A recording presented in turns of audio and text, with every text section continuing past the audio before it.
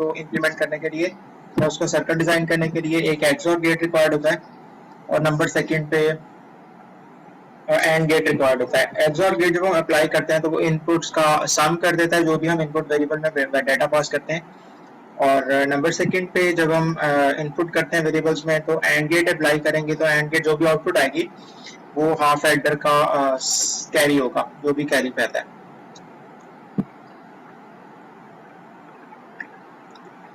Ji, full adder is a logical circuit या combination circuit आप कह सकते हैं that performs addition operation perform करेगा ऑन 3 1 बिट बाइनरी नंबर्स। कल हमने 2 बिट की बात की थी और यहाँ पे 3 बिट्स की बात हो रही है, मतलब एक फर्स्ट वेरिएबल होगा उसकी इनपुट कैरी की जाएगी, उसके बाद एक सेकंड वेरिएबल होगा उसकी इनपुट की जाएगी, और एक प्रीवियस कैरी होगा जो पहली कैलकुलेशन का कैरी आगे पास होगा उसको ऐड करेगा। और 3 बिट्स की बात हो रही है और 3 बिट नंबर मतलब यहाँ पे इनपुट 3 होगी, एक ए होगा, दूसरा बी होगा और तीसरा सी इन होगा जो कि कैरी इनपुट के तौर पे इस्तेमाल किया जाएगा। सेकंड डेफिनेशन देखिए, full adder produces the sum of the 3 inputs, 3 inputs का सम परफॉर्म करेगा और जनरेट क्या करेगा, आउटपुट में सम देगा आपको और एक कैरी प्रोड्यूस कर देगा। ये दो डेफिनेशन आपने कर लेनी है। उसके बाद फिर नेक्स्ट जो है वो ब्लॉक डायग्राम देख लें इसकी, सिंपल सी, मतलब 3 इनपुट्स आप शो करेंगे और 2 आउटपुट इसमें डिस्क्राइब करेंगे। ये डेफिनेशन एक दफा पढ़ लें।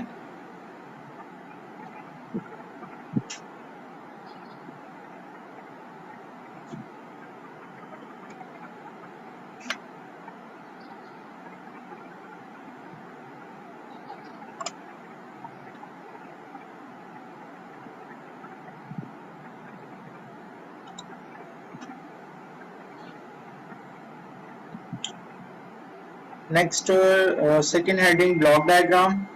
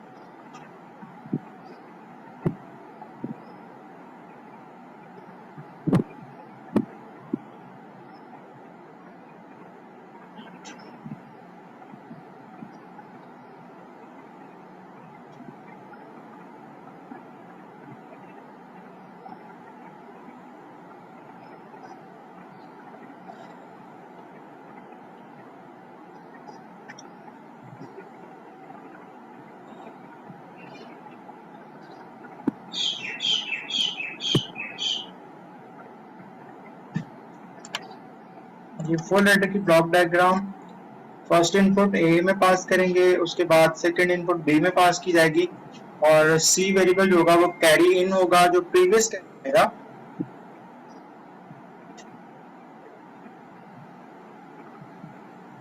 और नंबर नेक्स्ट पे सम जो है वो आउटपुट में मिलेगा, उसके बाद कैरी जो है वो आउटपुट में मिलेगा। ठीक है,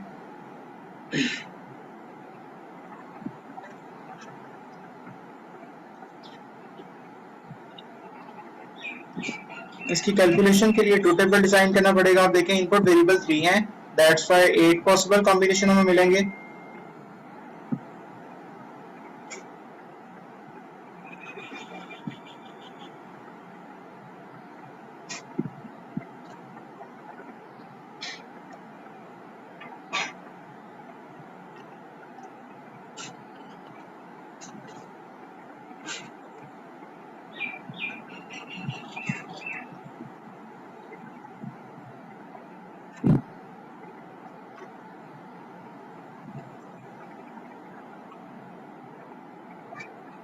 जी अगर ट्रुथ टेबल हम बनाना चाह रहे हैं 3 वेरिएबल्स का, तो उसमें क्या होगा, फर्स्ट वेरिएबल ए है, उसमें आपको बोला था कि 2⁻³ मतलब 3 इनपुट वेरिएबल्स हैं, दैट्स व्हाई 8 पॉसिबल कॉम्बिनेशंस। 2⁻³ अगर हम बात करें तो उसमें 8 पॉसिबल वैल्यूज बनती हैं। और वेरिएबल ए जो फर्स्ट वेरिएबल है उसमें 4 हम 0 रखेंगे फर्स्ट रोज के अंदर, और नेक्स्ट 4 जो होंगे वो 1s होंगे। उसके बाद बी की वैल्यू इसी तरह 2 0 होंगे और 2 1 होंगे, और नेक्स्ट में 2 0 होंगे, 2 1 होंगे। जबकि थर्ड वेरिएबल सी इन मैंने लिखा है, इसको मिनिमाइज करके, मतलब कैरी इन है, जो प्रीवियस कैरी आएगा वो आगे जाके ऐड हो जाएगा। और 3 बिट्स की कैलकुलेशन हम कर रहे हैं, जिसमें एडिशन हमने परफॉर्म की थी, अरिथमेटिक एडिशन उसमें बाइनरी में, तो वो फिर वहां पे डिस्कस किया गया था कि प्रीवियस कैरी आता तो आगे जाकर उसमें ऐड हो जाता नंबर में। और थर्ड वेरिएबल्स के लिए 0 1 0 1 0 1 का कॉम्बिनेशन है, ठीक है। और अगर हम देखें यहाँ से इस तरह से, तो ये 0 का कोड है बेसिकली, जो 3 बिट्स हमारी बाइनरी है 0 0 और 0, ये 0 बाइनरी का कोड है। उसके बाद डेसिमल 1 का कोड 0 0 1 बनता है। उसके बाद डेसिमल 2 का कोड 0 1 0 बनता है, जो कि 10 हमने पढ़ा था। उसके बाद 3 का कोड 1 1 बनता है, जिसे हम 11 भी कह सकते हैं याद करने के लिए। उसके बाद 100 आता है हमारे पास 1 0 0। उसके बाद 1 1 आता है 101, जो कि 5 का कोड है। उसके बाद 6 का कोड बनता है 110 1 1 0, और 7 का कोड बनता है 1 1 1। जो पहला टेबल हमने याद किया था बाइनरी कन्वर्जन के लिए। ये हमारा हो गया इनपुट्स वेरिएबल्स। उसके बाद कैलकुलेशन करें अगर हम, तो 0 + 0 0 बनेगा। उसके बाद 0 + 0 भी 0 आएगा, मतलब सम 0 आ रहा है, कैरी कुछ नहीं बच रहा, ये 0 बन गया यहाँ पे। उसके बाद अगर हम ये तीनों बिट्स को ऐड करें तो 0 + 0 0 बनेगा, और 0 + 1 1 आउटपुट में मिलेगा आपको सम के तौर पे, और कैरी कुछ नहीं बचेगा। इसी तरह से अगर 3 बिट्स को ऐड करें तो सम में आपको 1 मिलेगा, कैरी 0 मिलेगा। अब यहाँ पे 1 + 1 क्या होगा, 2, जो कि 1 0 बनता है, तो सम में हम 0 लिखेंगे, और रिमाइंडर जो बचेगा वो हमारा 1 होगा, मतलब कैरी आगे मूव कर जाएगा। इसी तरह से अगर हम इन 3 बिट्स की बात करें 1 0 0, तो इसमें सम में 1 मिलेगा आपको, जबकि कैरी कुछ नहीं बचेगा। यहाँ पे भी 1 और 1 है, दैट्स व्हाई 0 सम होगा, 1 कैरी मिलेगा। उसके बाद 1 + 1 अगेन 0 सम होगा, 1 कैरी मिलेगा। और यहाँ पे 1 1 1 है, जो कि 3 है, और 3 को अगर हम बाइनरी में कन्वर्ट करें तो 1 1 बनता है, और 1 सम में आ जाएगा, और 1 जो है वो कैरी में चला जाएगा, ठीक है। ये सिंपल अरिथमेटिक एडिशन और बाइनरी एडिशन हमने पढ़ी थी, उस वाले को आपने रिकॉल कर लेना है अगर इस बात की समझ नहीं आती तो। उससे कैलकुलेशन करके देख लें और कन्वर्ट कर लें डेसिमल कोड जो भी आता है आपको इनटू बाइनरी। ये तो हो गया हमारा ट्रूथ टेबल। ट्रूथ टेबल से हम एसओपी एक्सप्रेशन लिखना सीख चुके हैं कि फ्रॉम द ट्रूथ टेबल जो भी आप एक्सप्रेशन लिखते हैं, वो एसओपी एक्सप्रेशन होगा मेन टर्म्स की मदद से। तो अगर हम बात करें सम के लिए, जो हमने एसओपी एक्सप्रेशन लिखना है, एक्सप्रेशंस या लॉजिकल एक्सप्रेशन भी आप कह सकते हैं। नेक्स्ट स्टेज हमारी, पहले नंबर पे डेफिनेशन, दूसरे नंबर पे ब्लॉक डायग्राम, तीसरे नंबर पे ट्रूथ टेबल, और ट्रूथ टेबल से फिर एक्सप्रेशन या लॉजिकल एक्सप्रेशन। जी एसओपी एक्सप्रेशन लिखे तो 1 पे फोकस किया जाता है, बिकॉज प्रोडक्ट टर्म हम फाइंड आउट कर रहे हैं, और प्रोडक्ट टर्म फोकस करती है 1 पे, प्रोडक्ट आइडेंटिटी एलिमेंट होता है 1। इस 1 के अगेंस्ट हम एक्सप्रेशन लिखेंगे, या मिन टर्म इसका मिन टर्म्स राइट आउट करेंगे, प्रोडक्ट टर्म लिखेंगे। ए कॉम्प्लीमेंट आएगा बिकॉज ये 0 है, बी कॉम्प्लीमेंट आएगा बिकॉज ये भी 0 है, और सी सिंपल फॉर्म में आएगा। ये देखें जी सम का एक्सप्रेशन लिख रहे हैं, ए कॉम्प्लीमेंट है, बी कॉम्प्लीमेंट है, और सी जो है वो सिंपल फॉर्म में, साथ उसके इन लिखा हुआ बिकॉज वो सी इन कैरी के तौर पर इस्तेमाल कर रहे हैं। सी सिंपल भी आप यहाँ पे यूज कर सकते हैं। उसके बाद ये पहला हमने एक्सप्रेशन लिखा, यहाँ पे मेन टर्म अपना प्रोड्यूस किया, या फिर इसका प्रोडक्ट टर्म लिखा। उसके बाद इसके अगेंस्ट, इस 1 के अगेंस्ट, और ए कॉम्प्लीमेंट, बी और सी इनका कॉम्प्लीमेंट।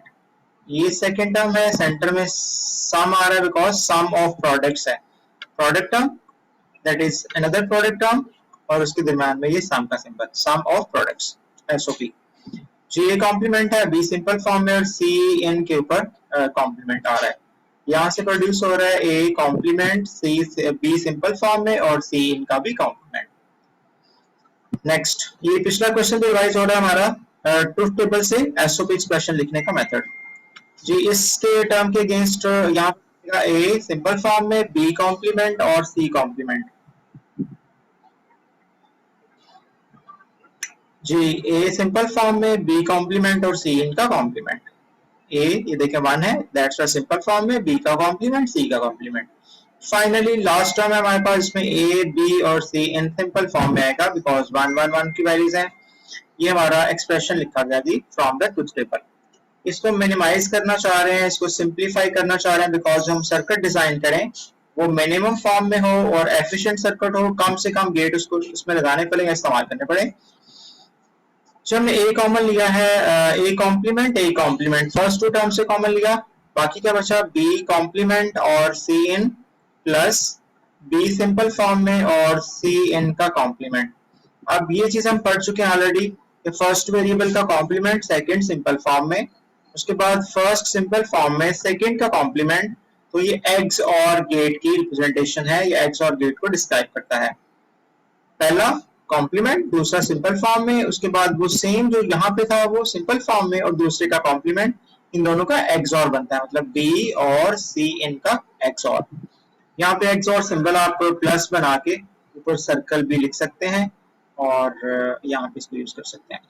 आगे नेक्स्ट टू टर्म्स के अंदर यहाँ पे ए कॉमन आ रहा है, ए कॉमन ले लिया, बी कॉम्प्लीमेंट है और सी कॉम्प्लीमेंट है प्लस यहाँ पे बी और सी इन जो है वो सिंपल फॉर्म में। और इसके लिए हमें ट्रुथ टेबल देखना पड़ेगा, जो गेट्स हमने पढ़े थे उसमें एक्स और का जो कॉम्प्लीमेंट था एक्स नॉर, ये उसका एक्सप्रेशन बनता है, इसकी जगह पे हम एक्स नॉर गेट इस्तेमाल करेंगे।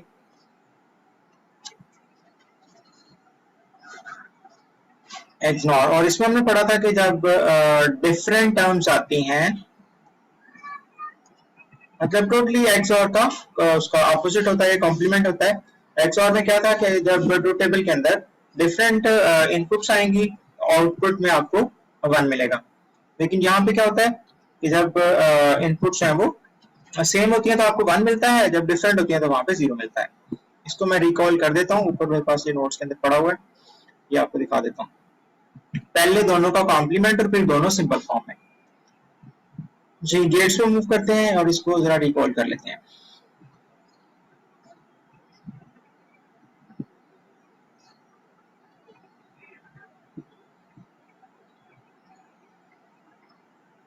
जी यहाँ पे एक्स और है और ये एक्स नॉर है, ठीक है। एक्स नॉर में देखें ये डिफरेंट है हमारा, सेम वेरिएबल है तो आउटपुट 1 आ रही है, यहाँ पे डिफरेंट आउटपुट 0 आ रही है, डिफरेंट आउटपुट 0 आ रही है, और सेम है तो आउटपुट 1 आ रही है। जबकि यहाँ पे एसओपी एक्सप्रेशन यहाँ पे लिखा जाएगा पहले में और आखिरी में, ए का कॉम्प्लीमेंट है, बी का कॉम्प्लीमेंट है, उसके बाद ए सिंपल फॉर्म में, बी सिंपल फॉर्म में, that is a function of x nor. A x और बी के ऊपर बार इस्तेमाल करते हैं, यहाँ पे बबल इस्तेमाल होता है उसको इन्वर्ट करने के लिए, ठीक है जी। तो ये वाला जो फंक्शन हमें मिलेगा, पहले दो का कॉम्प्लीमेंट और आखिरी दो जब सिंपल फॉर्म में, जब भी इस तरह का एक्सप्रेशन होगा तो उसको हम एक्स नॉर के तौर पे इस्तेमाल करेंगे।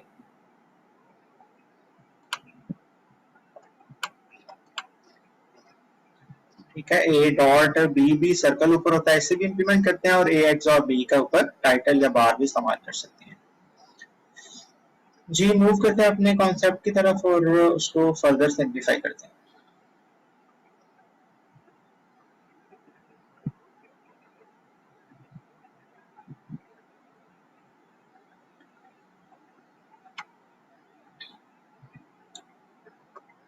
जी बेटा, यहाँ पे ए कॉमन था, उसके बाद हमने इन दोनों वेरिएबल्स का क्या लिखा, एक्स नॉर लिखा, आप डॉट लगा के ऊपर सर्कल भी यूज कर सकते हैं, या फिर आप प्लस लिख के एक्स और का और ऊपर बार भी इस्तेमाल कर सकते हैं।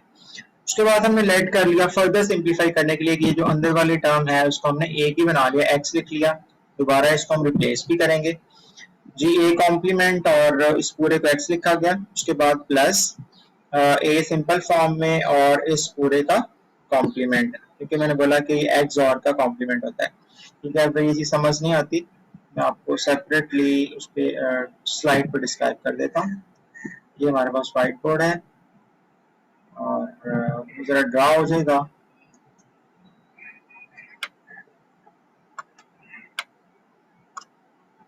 इसको हम लिखते कैसे हैं, ए हमारे पास फर्स्ट वेरिएबल है, जबकि हम बी और सी को एक्सॉर में लिख रहे हैं, बी एक्स और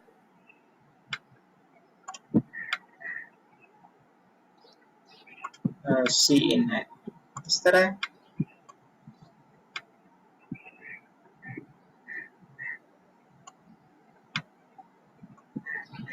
और नंबर नेक्स्ट पे इसका कॉम्प्लीमेंट आ रहा है, ठीक है।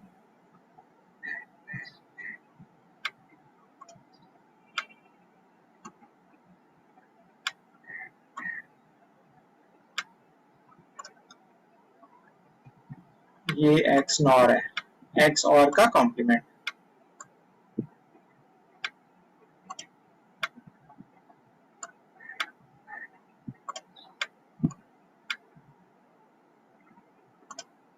और इसको हम इस तरह भी लिख सकते हैं, बी डॉट उसके ऊपर सर्कल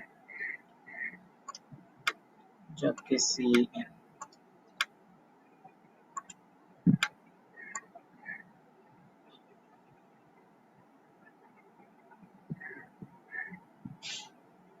और हम लेट कर रहे हैं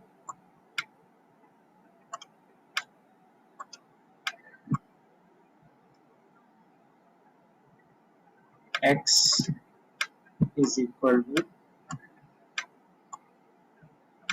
b x और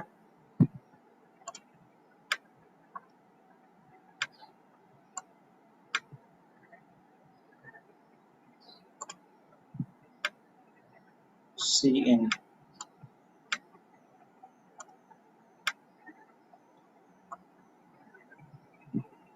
ये x है, और अगर हम इसको यूज करेंगे तो इसका x का कॉम्प्लीमेंट हो जाएगा, ठीक है।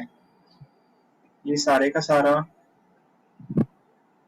x होगा, ये इतना, और ऊपर जो बार बनी है वो इसका कॉम्प्लीमेंट हो जाएगा, ठीक है। तो वहां से फिर a के साथ हमें क्या मिलेगा, a कॉम्प्लीमेंट के साथ x मिल जाएगा, प्लस a के साथ क्या मिल जाएगा, x कॉम्प्लीमेंट मिल जाएगा। और हमने पढ़ा कि जब एक वेरिएबल का कॉम्प्लीमेंट दूसरा सिंपल है और पहला सिंपल है दूसरे का कॉम्प्लीमेंट है, तो हम क्या लिखते हैं, a x और b, सॉरी a x और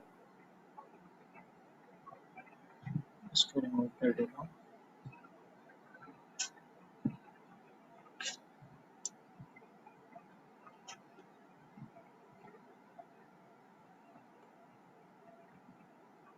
इन दोनों टर्म में से ये एक टर्म है और एक ये टर्म है, पहले और दूसरे का x और ये। और जब हम इसकी वैल्यू रिप्लेस करेंगे x की तो क्या मिलेगा हमें, a x और b, इस पूरे को हम पुट कर देंगे इसकी जगह पे लाके, x और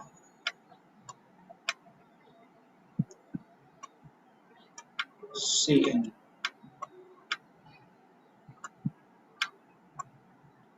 ये एक्सप्रेशन बनेगा हमारा फुल लेटर के सामने। जी दोबारा से अपनी शीटों पर जाते हैं, नोट्स के अंदर ये देख लें जी, यहाँ पे लेट किया a x और c को x लेट कर लिया और सम में क्या बना, a का कॉम्प्लीमेंट और इसकी जगह पे x पुट हो गया, यहाँ पे प्लस आ गया, a आ गया ये वाला, और ये x नॉर है दैट्स वाई उसका कॉम्प्लीमेंट आ गया, ठीक है। आगे फिर इसको हम क्या लिखेंगे, पहले का और दूसरे का x और, ठीक है, ये हो गया। और वैल्यू पुट करने के बाद a x और b x और c और यहाँ पे इन भी लिख लें बिकॉज हमने ऊपर इसको इनको इस्तेमाल किया, यहाँ पे इन कर लेते हैं, ये लें। ये फाइनल एक्सप्रेशन है a x और b x और c इन। ये सम का एक्सप्रेशन है, मतलब तीनों वेरिएबल का x और हो गया।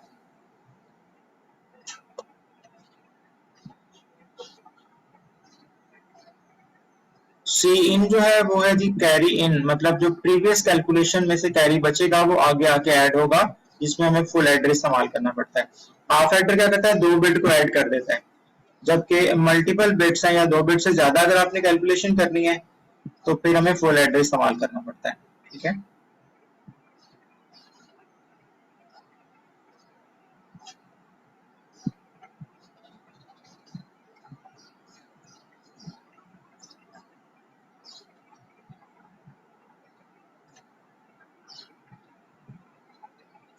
जी उसके बाद नेक्स्ट में उसका जो सेकंड पार्ट है उसको देख लें, मतलब कैरी का फंक्शन।